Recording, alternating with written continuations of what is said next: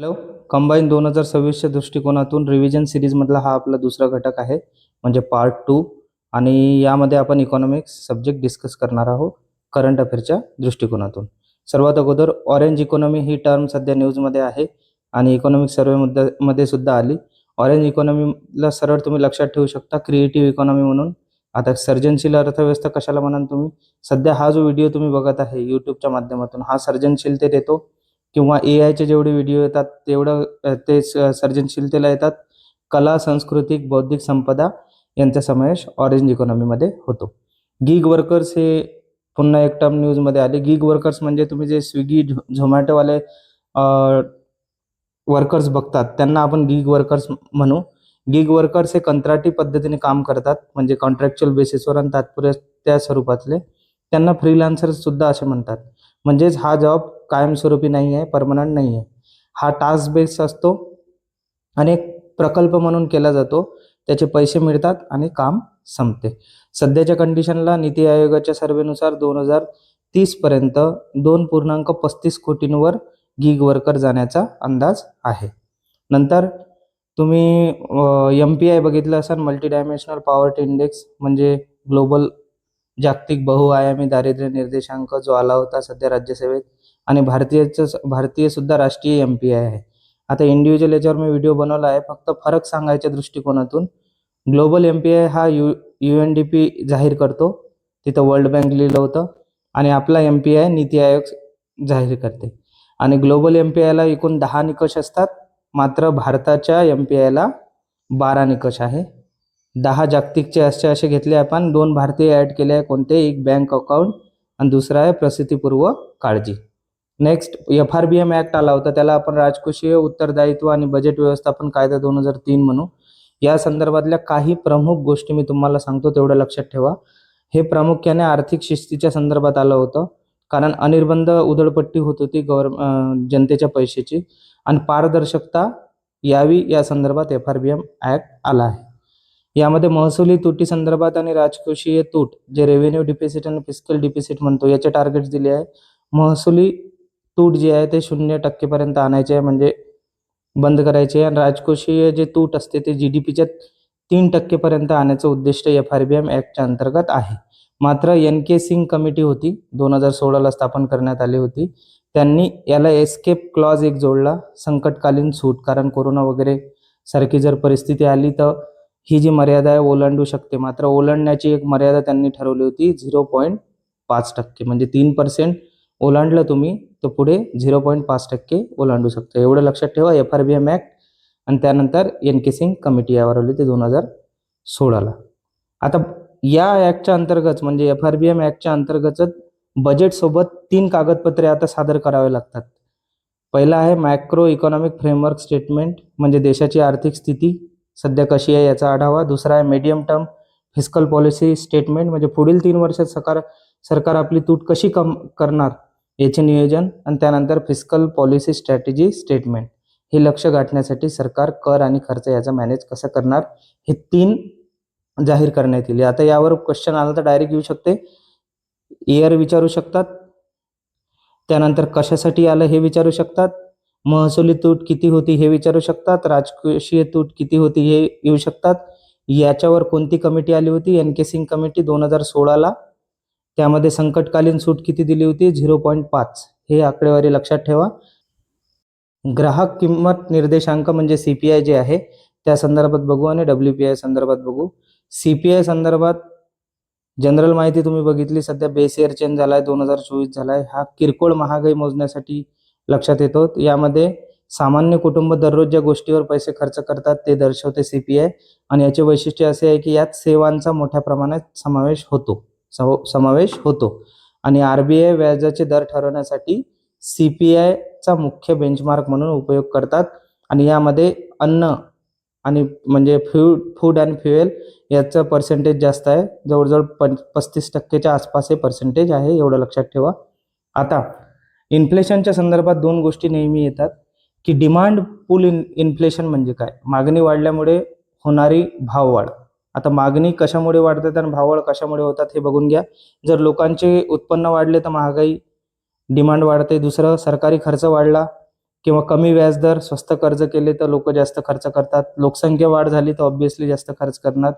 आणि जेव्हा बाजारात वस्तू आणि सेवांची मागणी खूप वाढते, त्याच्या तुलनेत जेव्हा साठा कमी असतो तेव्हा किमती वाढतात. हे लक्षात ठेवा. डिमांड पूल इन्फ्लेशन असे स्टेटमेंट येतात की यापैकी कोणतं डिमांड पूल आहे किंवा कॉस्ट पुश आहे. नेक्स्ट, कॉस्ट पुश इन्फ्लेशन कशाला म्हणतात? खर्च वाढल्यामुळे होणारी भाववाढ. आता खर्च कसा वाढणार? एखादी वस्तू जर बनवायचं आहे मात्र त्याचा रॉ मटेरियल कच्च्या मालाच्या किमती जर वाढल्या, आता तुम्ही हॉर्मिजचा जो इश्यू बघत आहे, आता तेलाच्या किमती वाढल्या, मग फक्त तेलाच्या किमती वाढल्या नाही, ऑइलवर डिपेंड आहे नॅचरल गॅस, ऑइल किंवा नॅचरल गॅस, याच्यावर डिपेंड आहे फर्टिलायझर म्हणजे आपलं खतं, याच्यावर पेट्रोलियम पदार्थ आपले डिपेंड आहे. त्यानंतर तुम्ही जे टूथपेस्ट वापरता त्या संदर्भातही प्लास्टिकही, या सर्व गोष्टी जेव्हा महागणार तर ते कशात येते? Cost push inflation. किंवा मजुरी किंवा पगार जर वाढला तर पुन्हा कॉस्ट पुश इन्फ्लेशन. कर वाढवला गव्हर्नमेंटनं ते, किंवा नैसर्गिक आपत्ती जर आली तरी कॉस्ट पुश प्रोडक्शन वाढेल किंवा हे इन्फ्लेशन वाढते. पुढे असं होत असताना चलनविषयक धोरण कोणतं आहे? गव्हर्नमेंटचं मॉनिटरी पॉलिसी.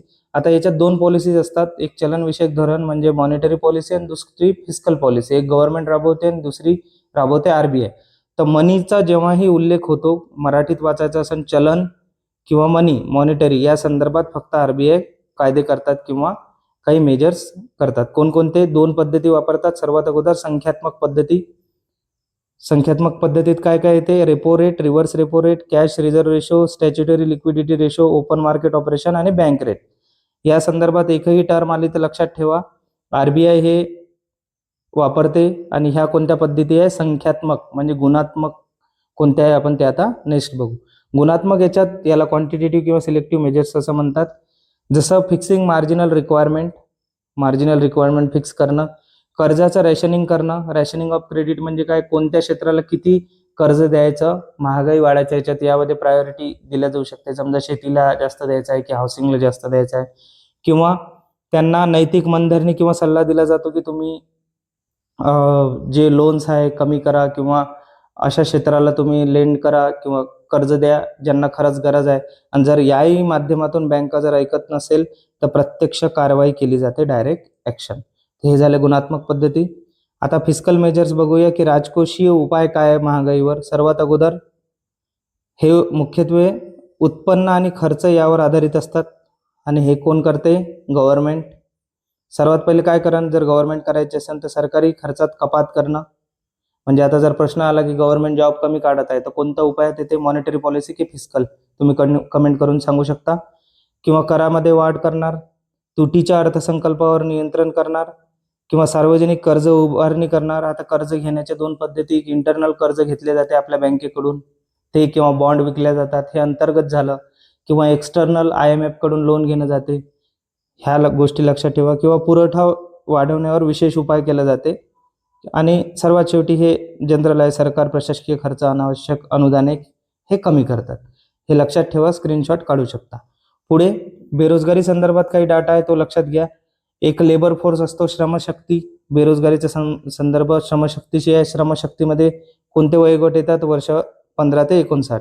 श्रमशक्ती सहभाग म्हणजे लेबर फोर्स पार्टिसिपेशन रेट, हा जाहीर करते गव्हर्नमेंट NSOच्या माध्यमातून. त्यानंतर बेरोजगारीचा दर, हा सुद्धा इम्पॉर्टंट आहे एक टर्म. आता शहरी बेरोजगारीचा दर साधारण 6.6% आहे, तर ग्रामीण भागात आहे 4.6. तर इथं लॉजिकली लक्षात ठेवायचं की ग्रामीण भागातले जे बेरोजगारी असते ती कमी असते, शहरी भागातली जास्त असते. याचं मुख्यत्वे रिझन असं आहे की ग्रामीण भागात खूप सारी बेरोजगारी लपते. कशामुळे? शेतीमुळे. तिथं प्रचंड बेरोजगारीचा जो प्रकार म्हणतो आपण तो आढळतो. आणि शहरी भागात खास करून हे बेरोजगारीचा दर लपत नाही, त्यामुळे हा जास्त असतो, हा कमी असतो. ठीक आहे, लॉजिक झालं. आता दुसरं हे तुम्ही दिलंच आहे इथं.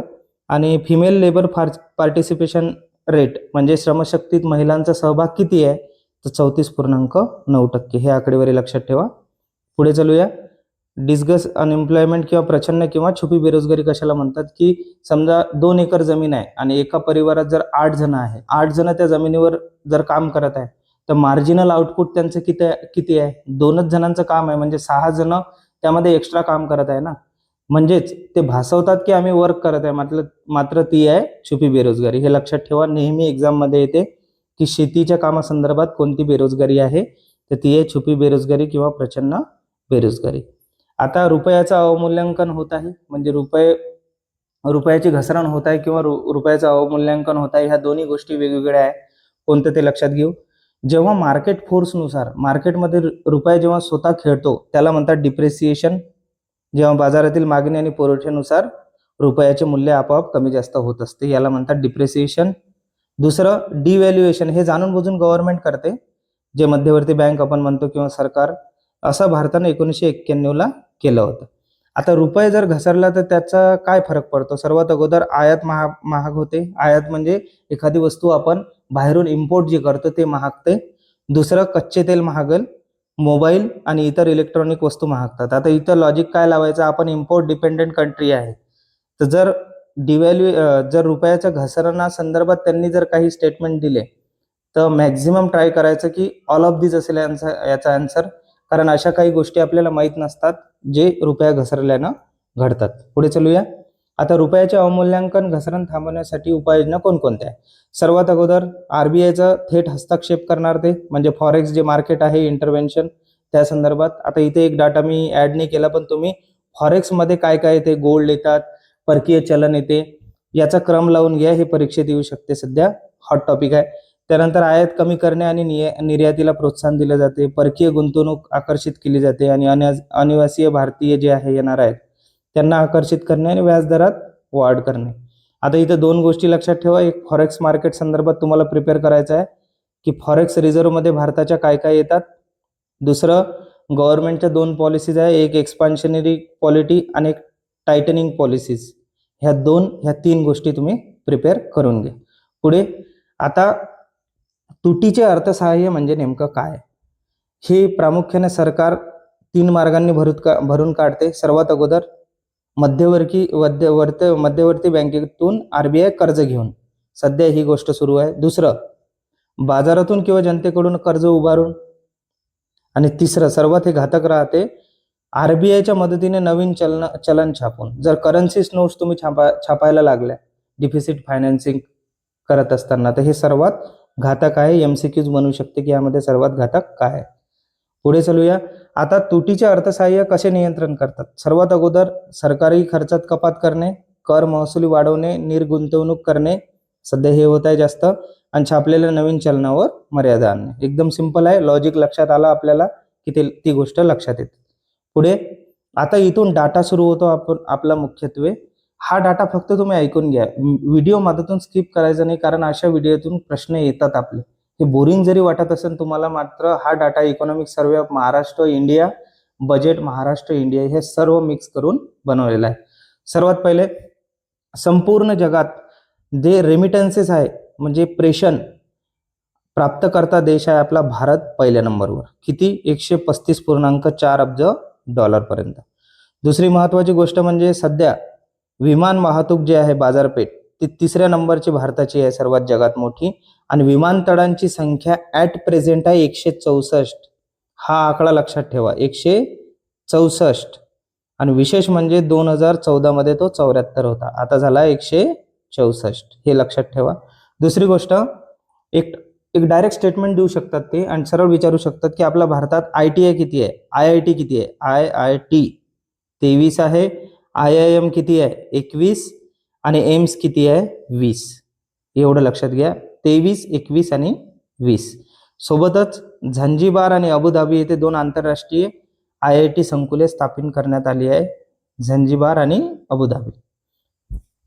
नेक्स्ट याच्यात बघू आपण, प्रधानमंत्री जनधन योजना अंतर्गत सध्या मार्च 2025 पर्यंत एकूण 55.02 कोटी बँक खाती उघडण्यात आली आहे.